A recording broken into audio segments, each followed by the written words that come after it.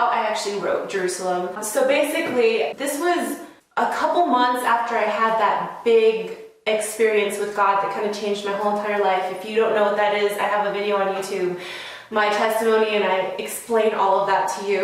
But this was like a few months after, and I was like so on fire. I was like that crazy person. You know how people get crazy like when they get saved? I was in that phase of my life, and I was just so hungry to like learn everything that I could, and I knew that God was real, and so I just wanted to just engulf myself in everything that had to do with God. I had heard of a conference, and it was a We Stand with Israel kind of a conference. It was centered around like Messianic Hebrews theme, and all the teachings had to do with Israel. Anyway, when I heard about that, I was like, oh my gosh, I want to go to that. I want to learn about Israel. And the reason I wanted to learn about Israel is because I had been hearing about it a lot. You know, growing up, I didn't really read the Bible. I didn't really hear anything about how Israel relates to your life as a believer. That's when I started to say like, okay, in my mind,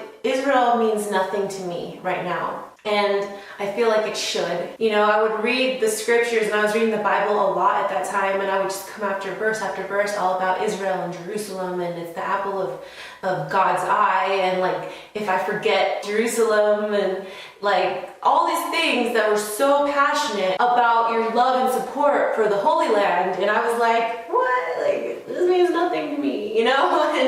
And so I wanted to go to this conference because I wanted it to mean something to me, because I just felt like out of the loop, and everyone's talking about like Israel and like how they love it, and how it's like they pray for Israel and their peace and all this stuff. And I'm like, yeah, I don't know what that's about, you know? So long story short, I can't tell short stories, by the way.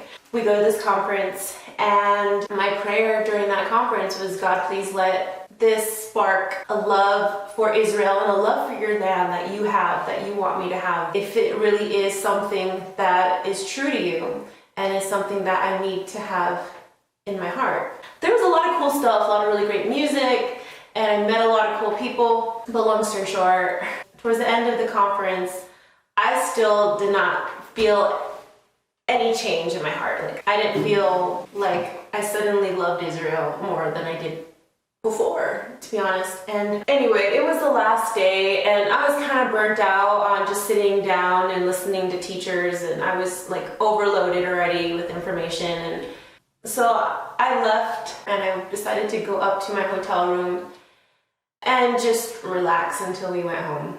And I get up to the hotel room. I suddenly felt inspired to write a song. And I didn't know what it was going to be about. I honestly just thought I was going to play chords. I had no premise in my mind about what it should be. And these were actually the first chords that I started playing for this song.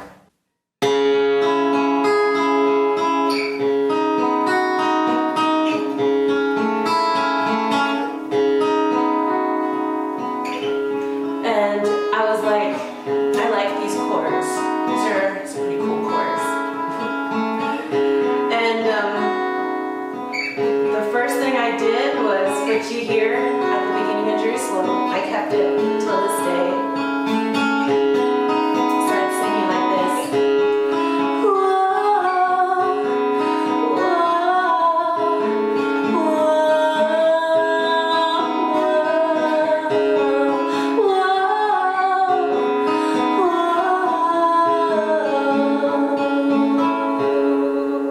I was trying to think of what I wanted to do after that, because I was playing these chords over and over again, and I just felt like it was too slow. I was hearing like a faster rhythm, and so I decided to speed them up. And I was like, what happens if I just play them, I don't know, kind of more like a little bit of a Latin beat.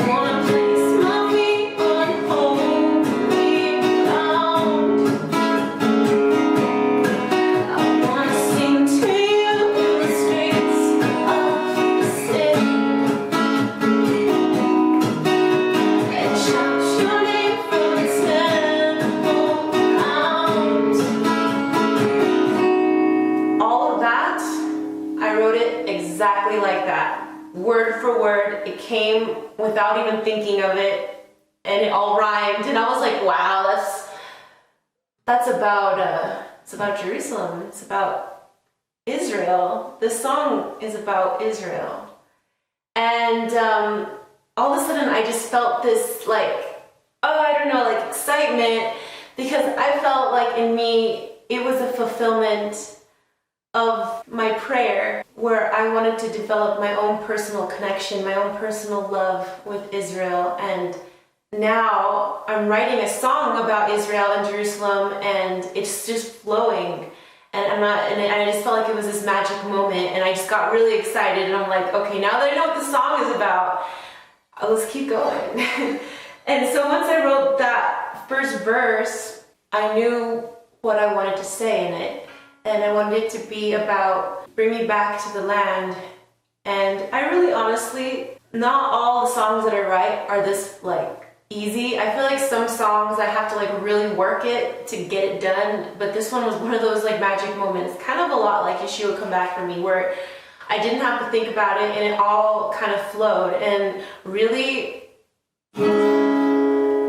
writing the chorus was a lot like this too. Oh, Abba God.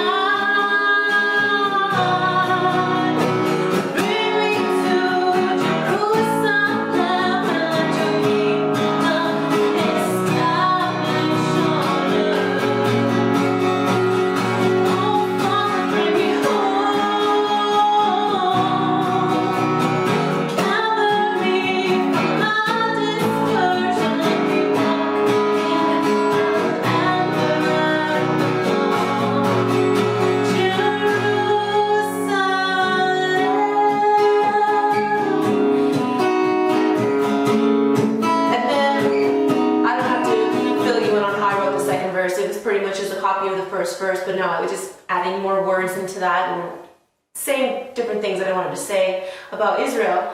But then I heard this thing in my head where, again, I don't know where it came from, but I heard it and I was like, I want to sing this. I wanted to sing something about where your people are free and no one can harm us, no one can touch us, like this land where it's all ours, where it's all God's people's. And so I figured out a way to put that into the bridge of this song, and of course you know how that goes. And Three Before Joy, the three sisters that sang on the Remnant album are just amazing. They took it to a whole other level than I could have ever imagined, but it was what I imagined, but they made it a reality. Anyway, long story short, it led to this. Where your people are free.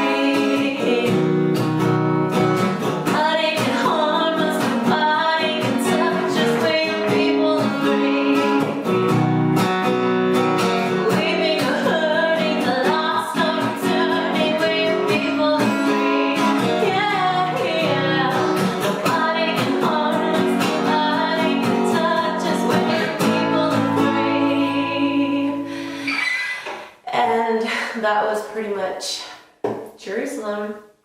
And I remember when I came home from the conference, I played it for the first time for my dad, and he's the biggest critic in the world. He doesn't sugarcoat things for me. He won't tell me, oh, it's a good song, good try. He'll just brutally tell me it's terrible, that song's not that good. So when I played it for my dad, and he was like, I love that song. That's a really great song. I felt I don't know, it just added to that excitement for the song, excitement for the lyrics, excitement to learn more about Israel. It started getting me thinking about everything that I was saying in the song. And I feel like this is a song that over the years, because I've sung it so much and I've played it at actual We Stand With Israel conferences since then. And I feel like it really has brought me the fulfillment of my prayer, which is a yearning and a love for the land of Israel that I didn't have before. And it's personal, and I think God knew the right way to reach me for the land, which is through music and my own personal connection, my own personal creativity. That's how you get to my heart. So God's the smartest, and he knew, and that's the story of how I wrote Jerusalem.